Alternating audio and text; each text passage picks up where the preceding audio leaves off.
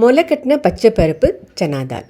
இந்த 2 பருப்பையும் வச்சு நம்ம இன்ஸ்டண்ட்டான சைட் டிஷ் சப்பாத்திக்கு ரெடி பண்ண போகிறோம். எண்ணெய் சூடான உடனே ஒரு ஸ்பூன் ஜீரகம் பொரிஞ்ச பிறகு 2 தக்காளி, ஒரு வெங்காயம் நான் பேஸ்ட்டை அரைச்சி எடுத்துருக்கேன். அதோட ஒரு ஸ்பூன் இஞ்சி பூண்டு பேஸ்ட் ரெண்டுத்தையும் போட்டு பச்சை வாசனை போகிற வரைக்கும் நல்லா வதக்கலாம். பச்சை வாசனை போன பிறகு நம்ம அந்த பயிரை இதில் ஆட் பண்ணிவிட்டு இதில் மஞ்சத்தூள், மிளகாய்த்தூள், தனியாத்தூள், கரம் மசாலா, தேவையான அளவுக்கு உப்பு, இந்த பேசிக் மசாலாஸ் எல்லாம் இதில் போட்டு நம்ம நல்லா மிக்ஸ் பண்ணிவிட்டு ஒரு டம்ளர் தண்ணி ஊற்றி 5 விசில் வர வரைக்கும் வெயிட் பண்ணலாம். 5 விசில் வந்துருச்சு பாருங்கள். நல்லா எல்லா பயிரும் 2 பயிரும் நல்லா வெந்துருச்சு.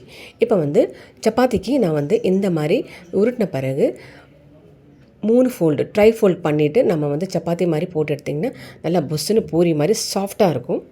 நம்ம சப்பாத்தி ப்ளஸ் முளைக்கட்டின பச்சைப்பருப்பு சனா தால் ரெடி ஆகிடுச்சு. இதை சுட்டு சுட்டு சர்வ் பண்ணுங்கள். இந்த ரெசிபி உங்களுக்கு பிடிச்சிச்சின்னா ட்ரை பண்ணி பாருங்கள்.